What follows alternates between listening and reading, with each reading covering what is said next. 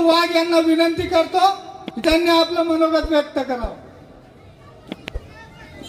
या ठिकाणी यहाँ पर दैनिक अपना महाशक्ति संपादक हेमंत भाई मदानी जी आए हैं, उनसे गुजारिश है कि आप स्टेज पे आइए।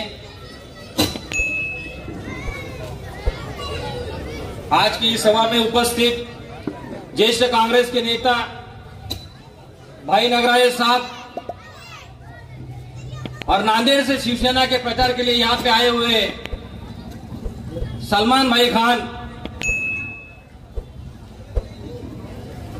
डॉक्टर सोमनाथ चौधरी,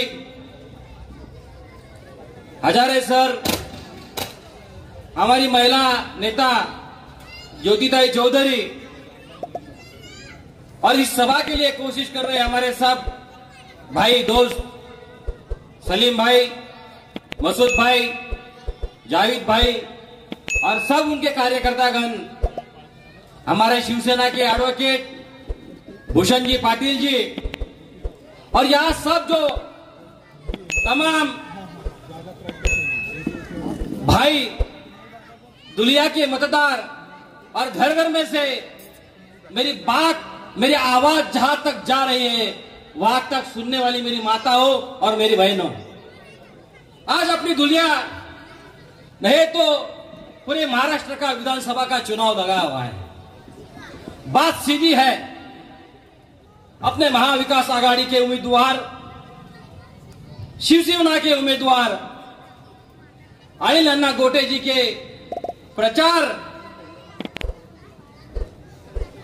मसूद भाई एम्बुलेंस वाले इन्होंने यहां पर आना है। हमारे महाविकास आघाड़ी के उम्मीदवार कार्य सम्राट अनिल अन्ना गोटे साहब, इनके प्रचार के लिए हम यहां पे आए हुए हैं। अन्ना साहब से आपका रिश्ता बहुत पुराना है और अन्ना साहब ये शहर में पहली बार चुनाव के लिए नहीं खड़े हो रहे हैं। 3 बार आपकी कीमती वोटों ने अन्ना साहब को इस शहर का नेतृत्व दिया है। आपने अन्ना साहब को एमएलए बनाया है।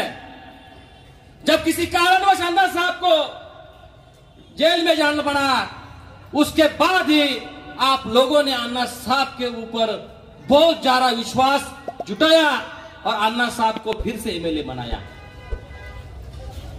हर बार ऐसा हुआ है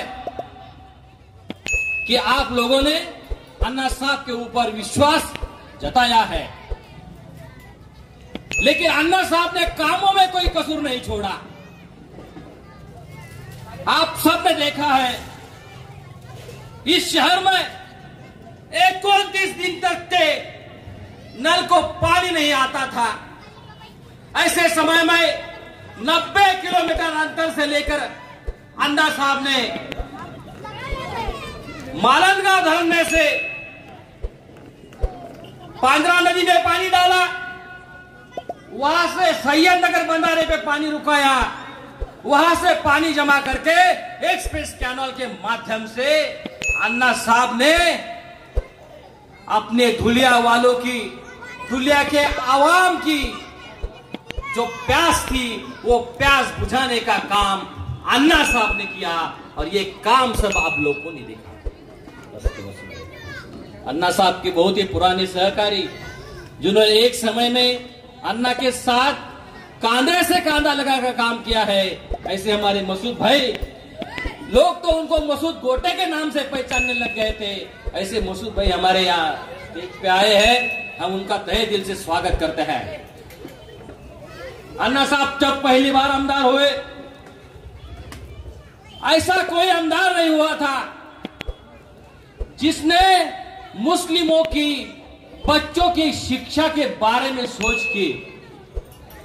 अन्ना साहब ने उर्दू स्कूल के जो नगर पालिका की स्कूल थी, वो स्कूल के पत्रे बदलाए, वो पानी की भर जाती थी। तो पहले टर्म में अन्ना साहब ने ये काम किया कि हमारा मुस्लिम बच्चा कहीं शिक्षा में पीछे नहीं पड़ जाए, ये उसको तालीम मिलना चाहिए, उसको शिक्षा मिलनी चाहिए। ये सोच के अन्ना साहब ने उर्दू स्कूलों के पत्रे बदले। उर्दू स्कूल में कंप्यूटर देने का काम किया। आज की जो स्कूलों में है, अगर बच्चों को कंप्यूटर की शिक्षा मिलेगी तो बच्चे आगे पढ़ेंगे, आगे जाएंगे। ये बात अन्ना साहब ने सोची और उर्दू स्कूलों में कंप्यूटर देने का काम किया। 40 गांव रोड पे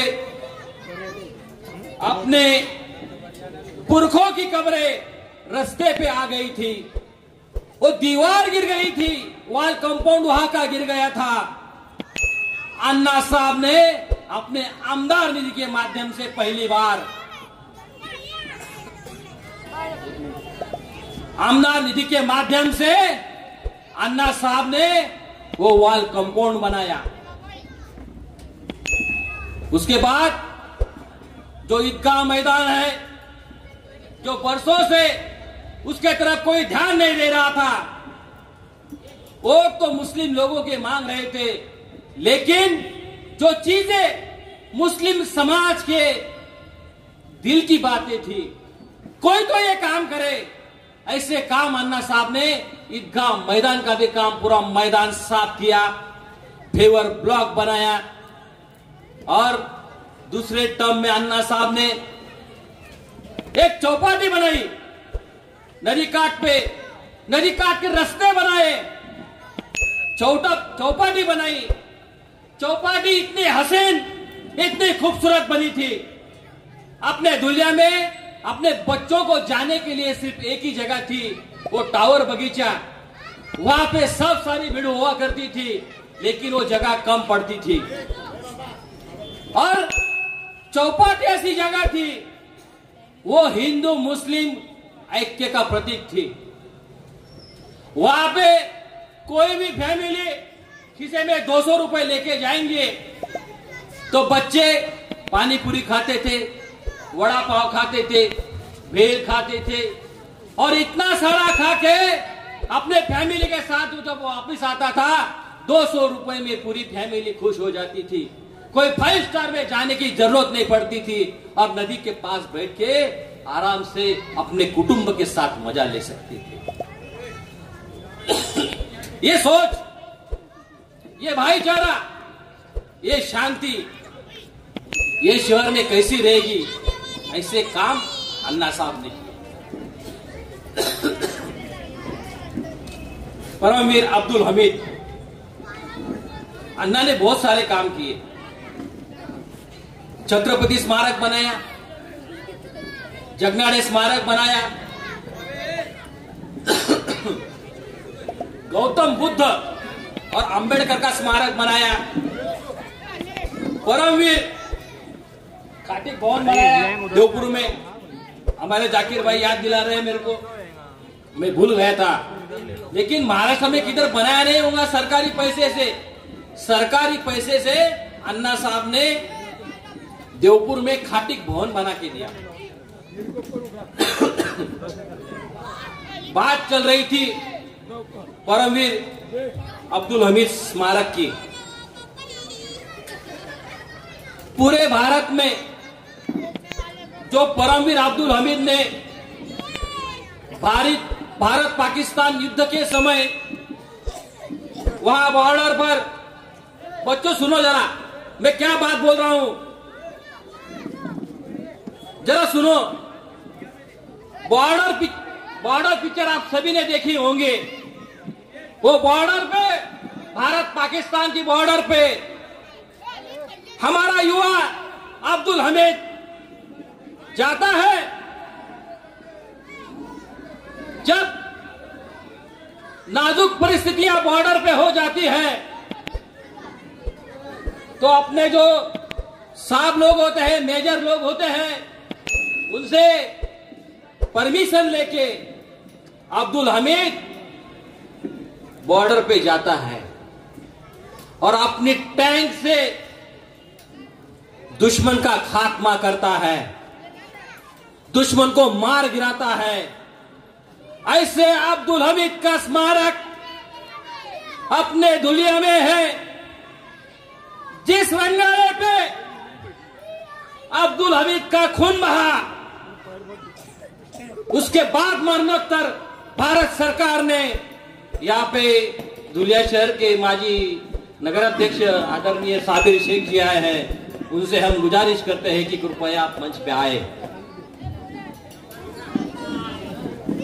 वो अब्दुल हमीद जिसका खून उस टैंक पे गिरा, जिसने अपना लहू का एक एक कतरा अपने भारत देश के लिए बहाया, ऐसे अब्दुल हमीद का स्मारक आपने धुलिया में है, पूरे भारत में नहीं होगा ऐसा स्मारक। वही टैंक पैटर्न रंगड़ा अपने धुलिया में है। ये अपने लिए, आप सब समाज के लिए, हम भारतीय लोगों के लिए गौर की बात है। इस बात पे सबने तालियां बजाना चाहिए। इतनी सारे कामें अन्ना साहब ने किए हुए हैं। और आज बात क्या हो रही है? आज बात क्या हो रही है धुलिया शहर में? बटेंगे तो कटेंगे।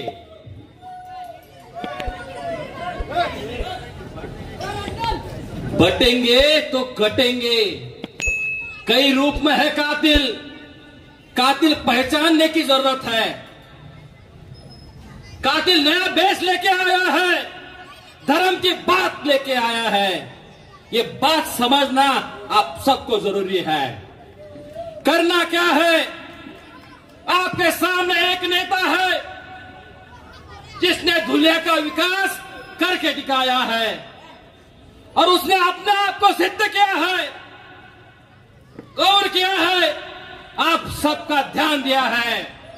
जब कभी कभी ऐसा समय आया कि हिंदू मुस्लिम समाज में तेढ़ हो जाएगा, कोई भी मुस्लिम भाई खतरे में आएगा, कोई भी हिंदू भाई खतरे में आएगा, तो उस टाइम अनिल अन्ना गोटे ऐसा एक नेता है जो दीवार बन के खड़ा हुआ है और उसने किसी को नुकसान नहीं पहुंचने दिया है। यह बात सोचने की जरूरत है। मुझे पता है बहुत सारे लोग इस संभ्रम में हैं, लेकिन यह चुनाव बहुत सोच समझ के वोट करने का चुनाव है। यह कोई असाधारण चुनाव नहीं है। महाराष्ट्र की सब राजनेताओं का इस चुनाव पे ध्यान है, सब पार्टियों का इस चुनाव पे ध्यान है और इस समय अपने को बहुत सोच समझ के निर्णय करना है। दुश्मन ने तो फैला दिया है, वो कह रहा है मुझे तुम्हारे वोटों की जरूरत नहीं है। वो कहता है मुझे तुम्हारे वोटों की जरूरत नहीं है। तो उसके दिमाग में क्या चल रहा है, ये सोचने की बात है। अगर इस शहर में अमन होना, शांति होना, अपने बच्चों को सुरक्षित वातावरण होना, अगर इस शहर में भाईचारा होना, विकास की बात होना, शिक्षा की बात होना, जो अपने काम से अन्ना साहब ने दिखा दिया है, वो काम अपने को करना है। ये शहर की शांतता अबाधित रखने की है। और आप जो सब आवाम यहां पे बैठी है, धुलिया का आमदार कोई हिंदू चुनने वाला नहीं है, कोई मुस्लिम चुनने वाला नहीं है। आम आदमी जो ये शहर में रोजगार चाहता है, जो इस शहर में अमन चाहता है, वो जो चाहता है मेरे बच्चों को रोजगार मिले, मेरे बच्चे इस कोने से उस कोने तक जहां शिक्षा चलती है, जहां कॉलेजें हैं, जहां बड़ी बड़ी कॉलेजें हैं, वहां तक मेरा बच्चा सुरक्षित जाए, उसको कोई रोके नहीं, उसको कोई टोके नहीं। ऐसा अगर सुरक्षित वातावरण अगर अपने को इस शहर में चाहिए, शांति अगर अपने को इस शहर में चाहिए, तो मेरे भाइयों आपको सोचना है। आपका वोट न जाया जाए। जब कभी आप वोट देने जाओगे तब एक बात दिमाग में ला लेना है, अपने को दिमाग में एक बात लेने की है, मेरे वोट से क्या होने वाला है। मेरे वोट से मेरा शहर विकास की ओर जाएगा, शांति की ओर जाएगा, मेरे बच्चों को सुरक्षित वातावरण मिलेगा। अगर मुझे ये सब चाहिए तो मुझे किसे वोट करना चाहिए? वो एक ही आदमी है और उसका नाम है अनिल अन्ना गोटे। आने वाले समय में 20 तारीख को आप जब जाएंगे तो अपने जहन में, अपने दिल में ये बात रखिए। और अन्ना साहब का 2 नंबर है, वहां पे मशाल का चिन्ह अपने को दिखेगा। अगर अंधेरे से में उजाले की तरफ जाना है, शांति की तरफ जाना है, तो आप सोच समझ के मशाल को वोट देना है। इतना आपसे आवेदन करता हूं और मेरी बात खत्म करता हूं। जय हिंद, जय महाराष्ट्र। आणि माझ्या समोर बसलेले या मौलवीगंज परिसरातील मतदार बंधू आणि भगिनींनो, आज आपल्या या परिसरामध्ये या धुळे शहराचे कार्यसम्राट आमदार, माजी आमदार माननीय अनिल अण्णा गोटे यांच्या प्रचारार्थ आपण ही मीटिंग आयोजित केलेली आहे। मित्र, महाविकास आघाडीचे शिवसेना उद्धव बाळासाहेब ठाकरे या पक्षाचे अधिकृत उमेदवार माननीय अनिल अण्णा गोटे साहेब यांच्याबद्दल मी तुम्हाला काही सांगावं याची अजिबात गरज नाहीये मित्रांनो। कारण अनिल अण्णा गोटे यांची जे काम आहेत हे सर्व आपल्या धुळेकर नागरिकांना तर माहितीच आहे, पण